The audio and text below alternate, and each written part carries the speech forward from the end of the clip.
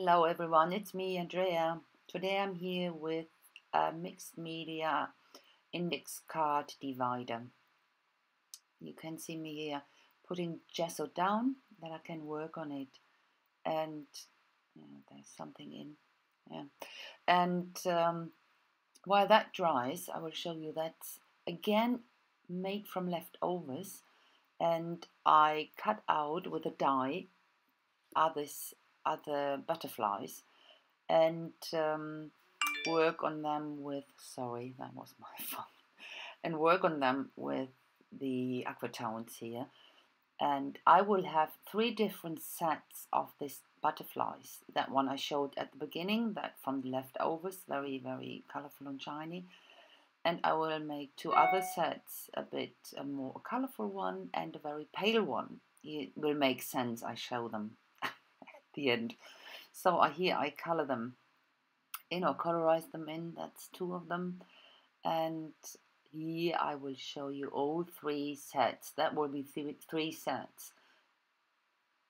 That's the very pale one on the bottom, and on top the very colorful one. So sorry about the very shaky video. It's always when I zoom in, and I realized that a bit later, so it will change, definitely will change. I'm so sorry about that.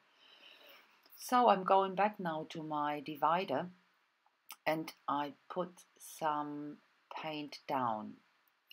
It's basically green, turquoise, a bit of blue. And this index card, actually, I messed that completely up. You will see that. I really thought, should I start again?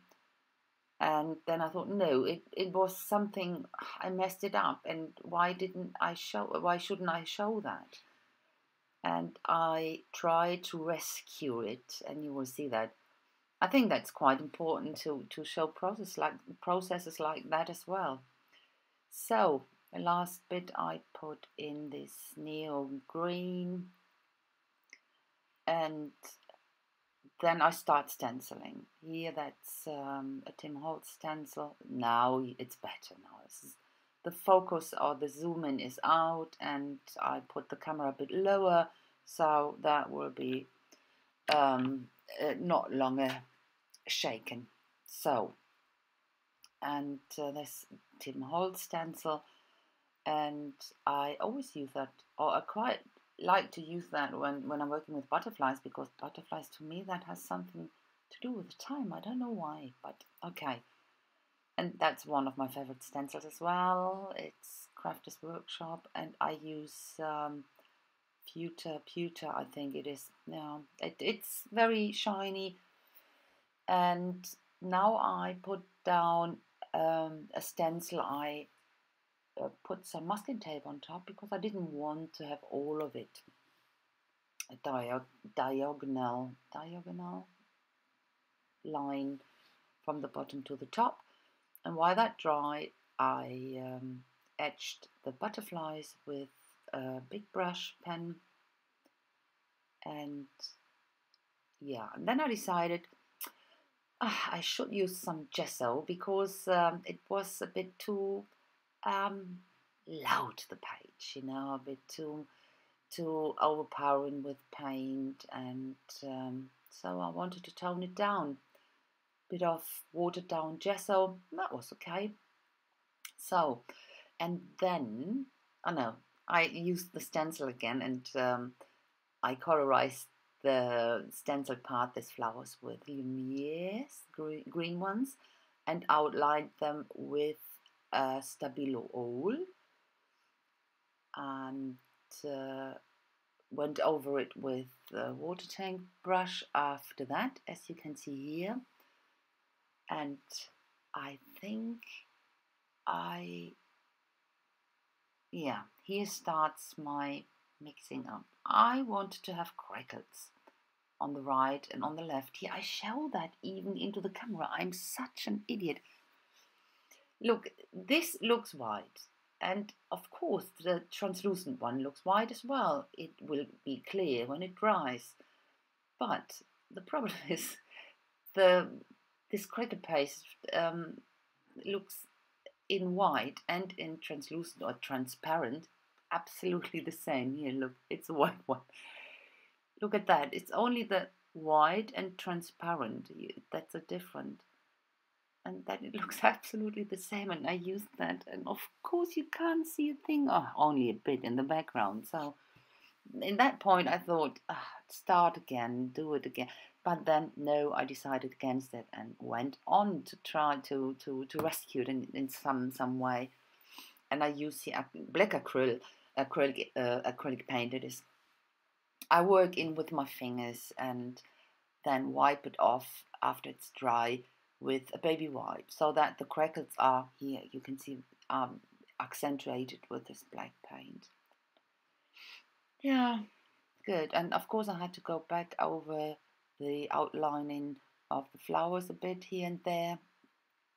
And the same with Lumiere. The Lumiere was a bit pale on some areas, so I put some on top again. And while I was doing that, I thought, wouldn't be bad to go in with the burnt orange Lumiere into the center of the flowers. I did that. And here I have a look, assemble that. Is it where I put it down?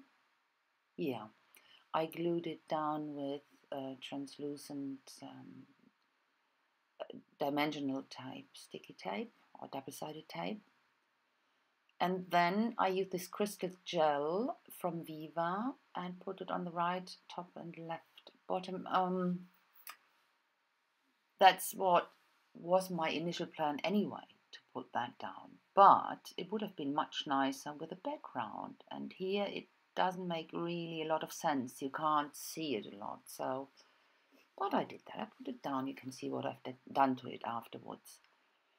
And here I put down the word evolve, and I used this new Mod Podge I got, this dimensional one, and I think it's actually the same like glossy accent, and I wanted to try how it glues, and it glues fantastically, really, really well. So that's really great. It's a bit more liquid than glossy accent. So that's the word, and a bit of stamping on the butterflies. And I put, because the word itself was a bit boring, so I put some, or 3 black tiny small butterflies on 3 letters. And here you can see me pimping up this crystal gel drops, because that was useless having them on white, didn't really make sense. Put quite a bit on it, and the next step, I show it to you. That's quite nice and shiny. I go around the letters with a bit of shading. As you can see, what I wanted to achieve with this evolve thing and the butterflies is to have a very pale one and then a bit more colorful one, and on top the coming to life, colorful and beautiful butterfly. Yeah, that was my initial plan. Okay, basically the butterflies are the same, but the background is completely different to what I planned. But I told you before, when I plan something, So these dots I make from the same leftovers than these butterflies. They were laying around here. Initially, I didn't want to use them, but then I thought, oh, there's something missing, and yeah, put them down. I think that's not bad. Of course, a bit of etching with black acrylic paint and shading around these dots. So, stamp, that's blending stamp I use here with the Stabilo All. And because everything was so shiny, the butterflies without shininess on them looked a bit dull, so I put some triple gloss on top of that one. The top ones, they are very shiny anyway, so they didn't need that.